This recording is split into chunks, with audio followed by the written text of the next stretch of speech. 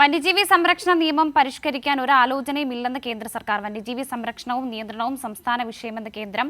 1972 വനം വന്യജീവി സംരക്ഷണ നിയമം പരിഷ്കരിക്കാൻ ആലോചനയില്ലെന്നും കേന്ദ്ര വിവരങ്ങളുമായി സിബി ജോസഫ് കൂടി ചേരുന്നുണ്ട്. സിബി, നോക്കൂ, ഇന്നലെയും ഇന്നുമായി 4 മരണങ്ങളാണ് ഈ കാട്ടാന ആക്രമണത്തിലടക്കം ഉണ്ടായിരിക്കുന്നത്. അപ്പോഴും ഈ നിയമം പരിഷ്കരിക്കാൻ ഒരാലോചനയും ഇല്ല എന്നാണ് കേന്ദ്രത്തിന്റെ നിലപാട്.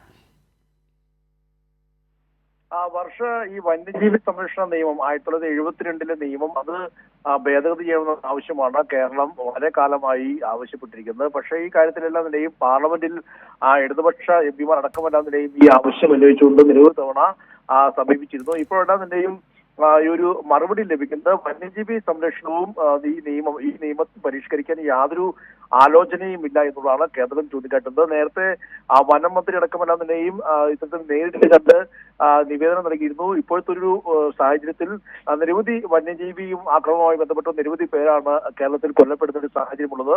അതുകൊണ്ട് തന്നെ ഈ 1972 വനം വന്യജീവി സംരക്ഷണ നിയമം അത് പരിഷ്കരിക്കണമെന്ന ആവശ്യമാണ് ഉന്നയിച്ചത്. പക്ഷേ ഇത് പരിഷ്കരിക്കാൻ കഴിയില്ല എന്ന് ഇപ്പോൾ കേന്ദ്ര സർക്കാർ പാർലമെന്റിൽ തന്നെ അറിയിച്ചിരിക്കുകയാണ്. ഇപ്പോൾ കഴിഞ്ഞ ദിവസം ഹാരിസ് ബീരാൻ എം പി ചോദിച്ച ചോദ്യത്തിലാണ് മറുപടിയായി നൽകിയിരിക്കുന്നത്. അതുകൂടാതെ കഴിഞ്ഞ ദിവസം റഹീം എം പിയും ഈ കാട്ടുപന്നി അടക്കം ക്ഷുദ്രജീവിയെ പ്രഖ്യാപിക്കണമെന്നും കൃഷി നശിപ്പിക്കുന്ന കുരങ്ങന്മാരെ ഷെഡ്യൂൾ 2 മാറ്റണമെന്നെല്ലാം തന്നെയും ആവശ്യങ്ങൾ ഉന്നയിച്ചുകൊണ്ടെല്ലാം തന്നെയും എഴുതി ചോദിച്ചിരുന്നു. ഇതെല്ലാം തന്നെ മറുപടി ലഭിച്ചിരിക്കുന്നത്. ഇതൊന്നും തന്നെയും അംഗീകരിക്കാൻ കഴിയില്ല എന്ന നിലപാടാണ്.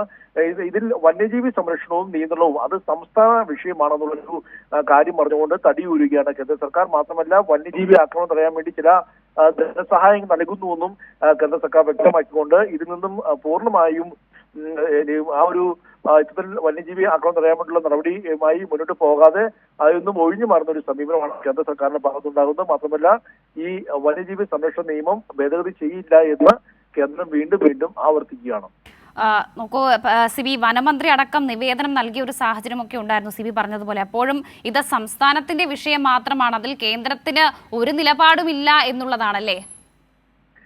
തീർച്ചയായും ഈ വനസംരക്ഷണ നിയമത്തിന്റെ ഭേദഗതി എന്ന് പറയുന്നത് കേരളത്തിന്റെ മാത്രം ആവശ്യമല്ല. കാരണം നമ്മുടെ ഇന്ത്യയിൽ ആകമാനം എല്ലാ സംസ്ഥാനങ്ങളും ഇതിൽ ഈ ആന ഉൾപ്പെടെയുള്ള ജീവികളുടെ ആക്രമണത്തിൽ നിന്നും നിരവധി പേർക്ക് ജീവൻ നഷ്ടപ്പെടുന്ന ഒരു സാഹചര്യമുണ്ട്.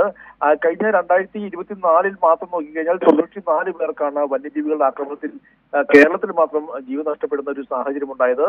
മാത്രമല്ല മറ്റ് ഇന്ത്യയിൽ ആകമാനം നോക്കുമ്പോൾ ആനയുടെ ആക്രമണത്തിൽ മാത്രമായിട്ട് കഴിഞ്ഞ വർഷം 606 പേർക്ക് ജീവൻ ഇന്ത്യയിൽ നഷ്ടപ്പെട്ടിട്ടുണ്ട്.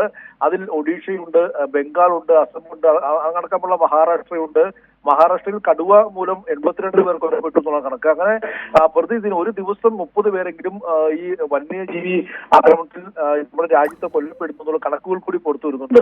ഇതെല്ലാം തന്നെ ചൂണ്ടിക്കാട്ടിക്കൊണ്ട് കഴിഞ്ഞ ദിവസം ശിവദാസൻ എം പിയും ഈ ശൂന്യവേളയിൽ ഈ വിഷയം ഉന്നയിക്കുന്ന ഒരു സാഹചര്യം ഉണ്ടായി. പക്ഷെ അപ്പോഴെല്ലാം തന്നെയും കേന്ദ്ര നിലപാടിൽ ഒരു മാറ്റമില്ല എന്നുള്ളതാണ് ഏറ്റവും പ്രധാനപ്പെട്ട കാര്യം. അതുകൊണ്ട് തന്നെ ഈ വന്യജീവി സംരക്ഷണ നിയമത്തിന്റെ ഒരു മനുഷ്യവിരുദ്ധമായ സ്വഭാവം മാറ്റണമെന്നുള്ള ആവശ്യമാണ് ഇപ്പോഴും കേരളം മുന്നോട്ട് വയ്ക്കുന്നത്. പക്ഷേ ഇതിൽ ഇപ്പോഴും ഒരു പോസിറ്റീവായ നിലപാടെടുക്കാൻ കേന്ദ്രം തയ്യാറാകുന്നില്ല എന്നുള്ളതാണ് ഏറ്റവും പ്രധാനപ്പെട്ട കാര്യം.